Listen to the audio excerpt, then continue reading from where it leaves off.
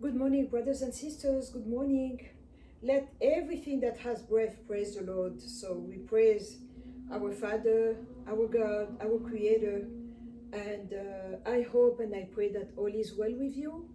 Uh, well, here we are, another video, another day, and we are going to continue. I mean, we talk about the kingdom and the kingdom. So I have been learning and from the Holy Spirit about the spirit of reclamation. This is a spirit that very few people know about. I mean, they have information about that spirit. They heard about it, but they don't know it. They see his action because everywhere that you have a spirit, they have a job, they have an assignment, and they work. They work. They are agent from the dark side, of course, and God also has its agent. So we have two camps, two sides, two ways of doing, and the way they act is completely different. What works for the dark side doesn't work for the light, and the two don't meet, or that they collaborate, they cooperate one with another. That's why when I discovered that, I reached that point. I've never bought into the yin and yang, the light and dark. We do have a polarity. We have two sides, that's true, but they are not friends. They don't work together. Okay, so having said that, I would like to talk about the spirit of reclamation. That's a spirit that is very sneaky because it's a familiar spirit. By familiar, I mean you have the word family. It's a spirit that is in your family. Every family has one. And it's a spirit that knows about your family tree. They know about me, my parents, my grandparents, great grandparents, and we go on and on and on. So they know that. And it's a spirit that is a supporting spirit. So it's not the main spirit, it's not the strong man, the main, the boss of the spirit. No. Those are so small sometimes that you might even know that they are there. You might not see them, but they are there. And they are they are like foot soldiers working for the greater good. In this case, for the greater evil, but it's good for them, but it's evil for us. So let me give you a specific example instead of being vague.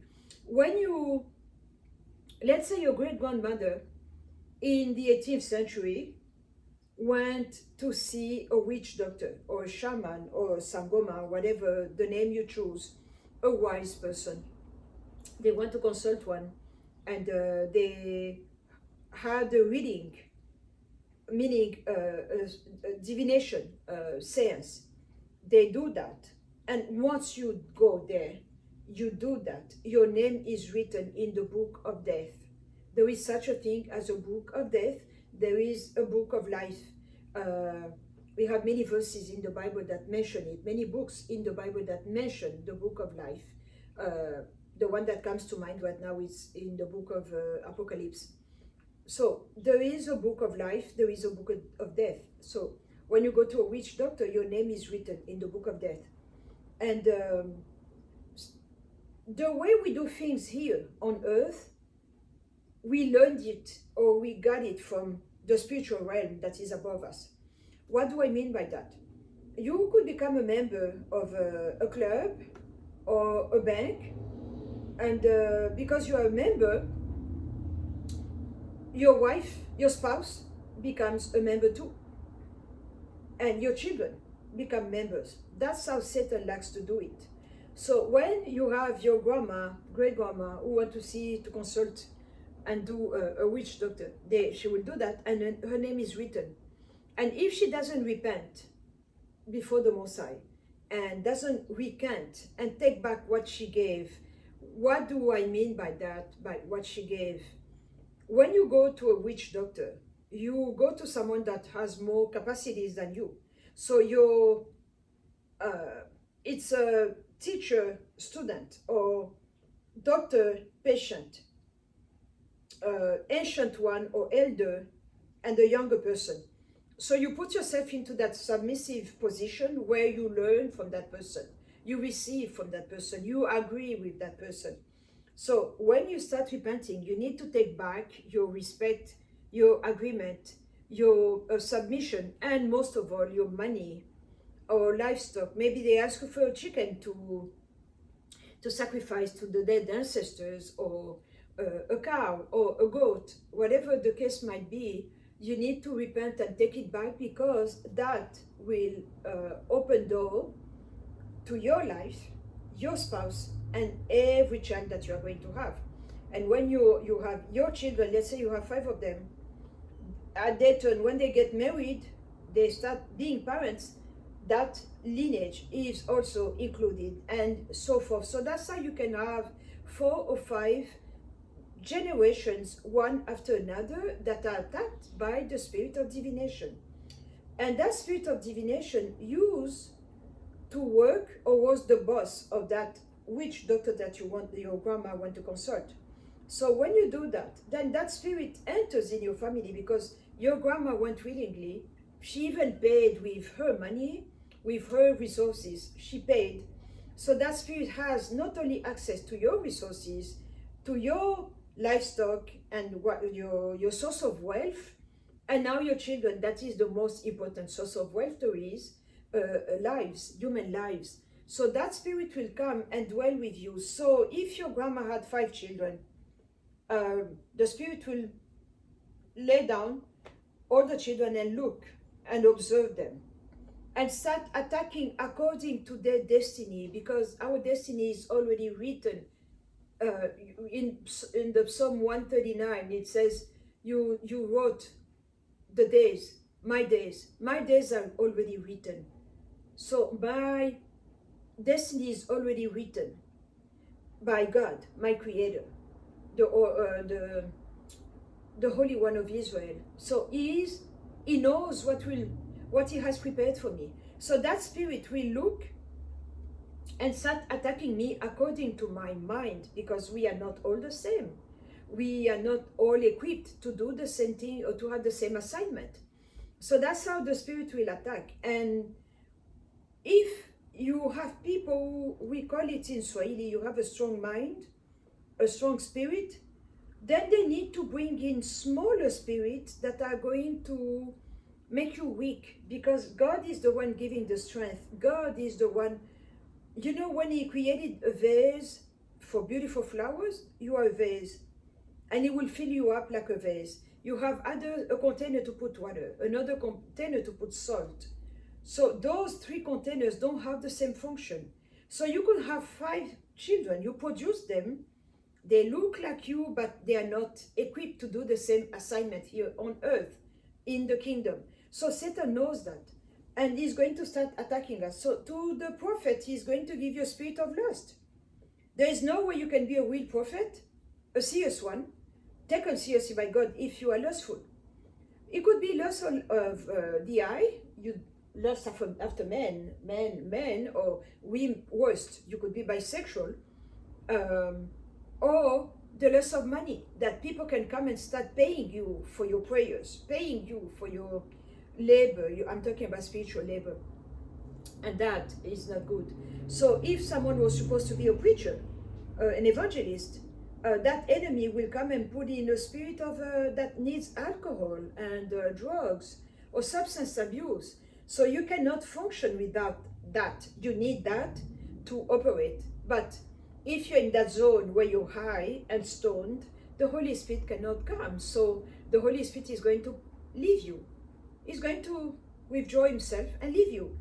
Another spirit will come and start talking to you. That's how you see preachers. You look at them, you're like, there is something here. He has something, but there is also a problem. It's like water and mud mixed together, and the two, it's not a potable drink. You cannot drink that water. That's what happens.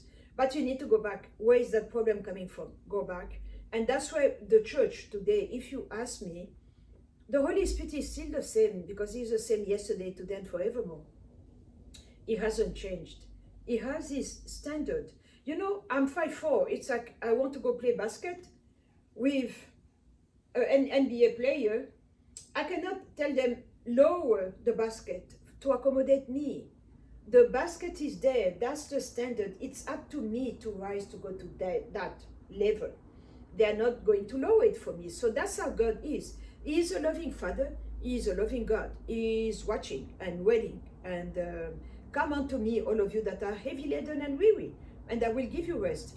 So if you don't go to God the right way, then you could be a Christian. If someone asks you, sir, what is your do you have a faith, a religion? You say, yeah, I believe in Jesus Christ. Okay, but believing in Jesus Christ doesn't mean that you have Jesus Christ, and believing in Jesus Christ doesn't mean that you demonstrate the kingdom of God. So we have today important believers. They wear the cross, which I don't. I never have. The cross is in my heart, and they have Bible verses tattooed all over, and the Holy Spirit didn't ask us to do that, because you cannot mark yourself. Even if it's a Bible verse, you don't do that. Jesus died on the cross. You don't need to tattoo yourself. According to Exodus 24, you shall not have any representation, of anything. So that's where we are today. So that spirit of reclamation is the spirit that will come. And each time that the Holy Spirit comes and want to take you to another level, or to give you another revelation, to give you another something to elevate you. Because when we serve the Holy Spirit, that elevation is not for me only. I receive it, yes, I'm the one sitting on the floor, yes, I'm the one fasting and toiling and waiting on him to talk, because he is king. He doesn't talk when I want him to talk. He talks when he calls, I answer. So that understanding that he's giving me, that revelation that he's giving me, is not only for me, but it's for me to share with other people. That's why the Bible said that by one man, so many can be saved. And we can flip it and say, by one man, so many can be bound because of one action. And that spirit of reclamation is the one doing that. They will come and say, I was working with a witch doctor in the city of such and such.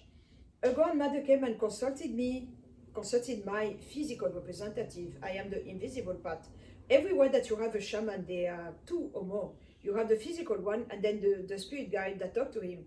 Those spirit guides are the one giving him understanding, revelation, and this and that, because they communicate with the familiar spirit that holds your family, and that's how they can tell you things about your past, about your father, about your grandma, and you're like, oh my gosh, this is so true, this is amazing. I had an amazing reading today. Yes, it was amazing, because they are familiar spirit. They can see what happened, but it's a bad source. And when they start talking back to you, you receive it with gratitude, you receive it with honor. So you are entering into a partnership with bad spirit. And once you do that, at the end of it, you need to pay, right? Because it's not free, you need to pay. When you pay, you seal the deal. So that spirit is now your owner. It's like, I have a Rolex watch, I need to go where Rolex is fixed, to an official Rolex representative. That's how it works. So that familiar spirit is watching. You start having children, fine, you will look at the children like I told you, and then start picking and sorting how to attack them, how to bring them down. And the one that is called an intercessor, you'll have a spirit of lust that you need to have sex with multiple people, and you don't know why. You don't even question yourself, like, why am I doing what I'm doing? Someone is pulling the strings, like Pinocchio, remember in the cartoon? So you are doing things without knowing why, but you are just doing them. And the consequences is that the Holy Spirit doesn't like to dwell in dirty places. I'm talking about spiritual dirt. And that, once you do that, then you give power to that dark spirit. And the spirit of light, the real spirit, goes away. And that's how a whole family can be bound. A whole family can be having problems. And that spirit, I met it a couple of times. I saw it on the African continent, like I told you. I've had spirits in my work who will pop up every so often. I've seen mermaids, they exist. I've seen mermen, they exist. It's not a joke, they are real. And for us in Africa, they will come and say, I used to work with your grandpa. I used to work with your grandma. Would you like to work with me? Do you need my help? And if you say no, thank you, they will go. They will go. Because we have that free will given by God. But they will come back in another season and try to threaten you. That attack, like, 1, 2, 3 punch, and you don't sleep well, you are tormented in your sleep. It's them. And if you don't cave in, they will go and come back another time, try to seduce you, try to have sex with you. That's what we call succubus and incubus. That succubus and incubus, they are spirit, male or female. They can morph, they can flip, go back, exchange, come back. They do that. And they are spirit that can accommodate another spirit, that they work hand in hand, like friends, and they come, they attack together like that. So by having sex with you in your dreams, I already made a video about husband of the night, they weaken you and your free will is weak. So when they come in, you give in. You are like, oh, I'm tired, whatever. And then they can come in. So that's how we see it in the African continent. And the consequences are demonstrated in a different way. And you can have a whole family that is plagued by alcohol or by the desire to do drugs, marijuana, or whatever it is that you can find. And we have people that are very good looking, that are charismatic, but they cannot hold a job, they cannot graduate from school, they cannot be stable and say, I'm married and I'm living my life with my husband, my children. You cannot do that because of that spirit. It's a spirit that will just make you turn in circle and circle like a merry-go-round, but a devilish one, and you cannot come out from it if you don't pray. The only way to come out is with the power, the help of the helper, which is the Holy Spirit. You have so many people that say, that's it, I will never do it again. I've learned my lesson. I slept with a married man, that was not good. Okay, I quit, I will not do it for 10 days, and then they go back again. And they're like, oh no, I said that I will not do it. They go back again. There is a spirit that is stronger than you, because he's the spirit. He's stronger than you, and he's the one pushing you into going back. You go forward, but you keep coming back. It's like you go, you make a U-turn, you come back. And that's how they do it. So you are not going anywhere in your life. I had to pray with a couple of people here in the US, and they could not stop smoking joints. I'm talking like 6 times per day. Really, that's an addiction, right? And they could not stop. So I inquired of the Holy Spirit. I was like, what is wrong? And all the siblings in the family are smoking. Okay? But all the siblings had the same problem. They were smoking. They will all smoke marijuana, and they were all bisexual. And to me, those were clues pointing to a common enemy, a common source. And finally, I discovered that the father of those children, they were grown people. I'm not talking about toddlers, I'm talking about adults, like, 20 and up. Their father was a bisexual also, smoking drugs, but his father was bisexual also, doing smoking drugs, and the great-grandfather was being raped every so often by the white master, his owner. I'm talking about Jim Crow era, back during slavery time. And so that stigma of a sexual object was pinned on that family. So to forget what was done to him, he started smoking joints. And that's how those two issues came in the bloodline. And that's how today, in this era of iPhone, iPad, all the children were bisexual and they didn't know where it came from. It came from there. But those are the kind of spirit, after 4, 5 generations, that are very, you need to collaborate with the person praying for you or with you. This is a spirit that doesn't go because someone prayed for you. This, you need to participate because it's in your bloodline. You need to link, shield with the person ministering to you and pray together. And after 5 generations in the bloodline, that spirit really sits on the throne and believes that he's your boss, that he's your owner. So it takes a lot to eject him, and it will be returning. It will be returning. So that's a danger that you need to watch out for. It's amazing the way they do. So those are spirit of reclamations. And the way you identify them, you need to sit and look at the whole family, the pattern that is in the family, how we do things. Women that are all prostitute, or they were all prostitute for one time, for like a big chunk of their lives, and then they stop. What is the problem? That means I discovered that I'm just giving you what I know. If you don't agree with me, I respect your opinion.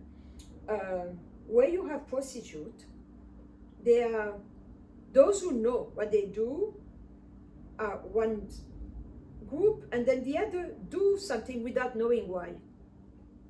But they just do. And they have a powerful spirit working with them that can collect all the spirit that mingled with you, that when you had sex, you slept with many people, male or female or what have you.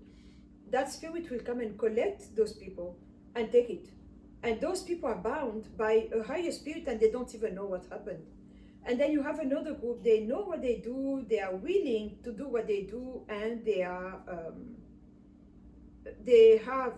hold the office of a priest.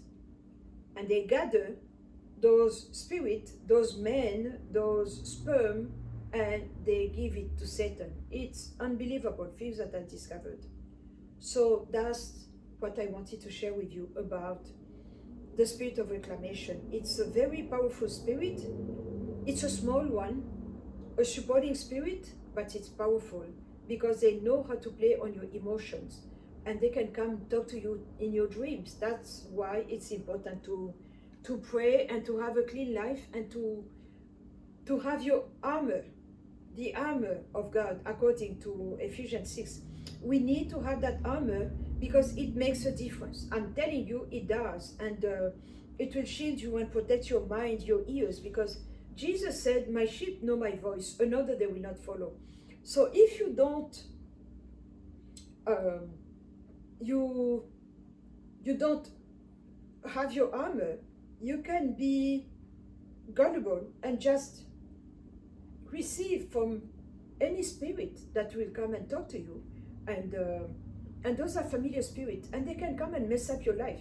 They can come and give you the wrong advice, and you'll say, oh, I had a dream, my grandma talked to me, she gave me an answer. My grandma came in my dream and communicated with me. No, that's not your grandma, that's a spirit.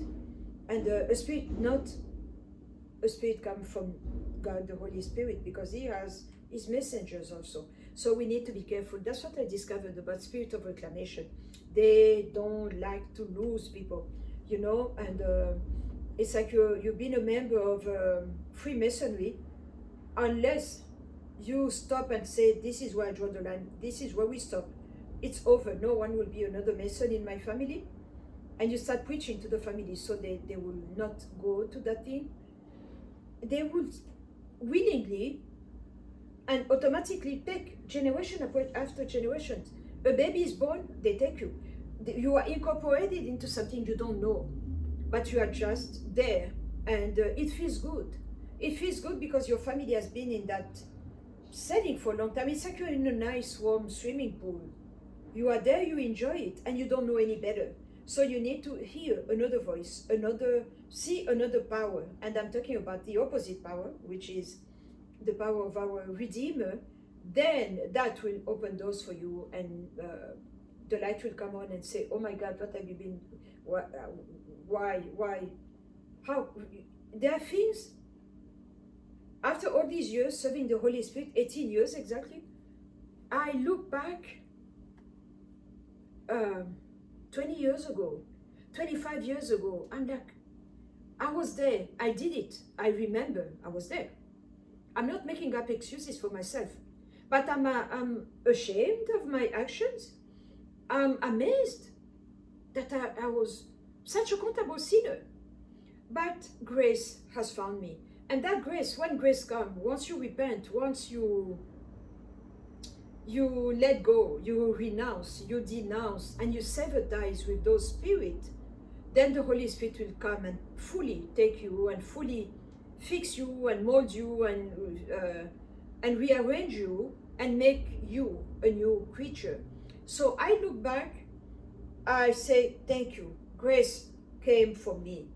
I'm not ashamed anymore because I'm in Christ. I'm a new creature. I just see, I take my mistakes, I take my sins as a testimony now, not as something that I carry. I'm like, oh my God, woe unto me. No, I don't do that. The Holy Spirit will shift it.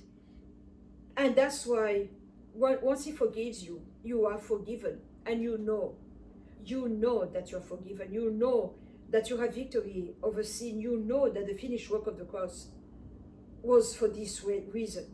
He came to give us victory over sin, over issues, over diseases. He did that. He did that, and I am so grateful because it changed me. So when I share my testimony with people, it doesn't come from a shameful place. It comes from a place of, please don't do what I did. That's where I am. And so those are spirit of reclamation. I come to pull the cover because they are hiding. They are those lurking and murmuring and mumbling spirits in your dreams. When you're sleeping, you hear them talking. I don't know if you have that, but I do. I hear people talking. I hear people plotting and preparing evil things. That's how I'm able to undo and to pray and to tackle issues, because the Holy Spirit will show me. So I don't pray randomly. I pray with a purpose. I pray with a reason. And I know what is it that I'm destroying, and He will equip me, give me the power that I need for that. You know, when He says, I have created a silversmith that blows on the coal and produces a weapon for his work. No. When He says, behold, I have created the silversmith that works. And oh man,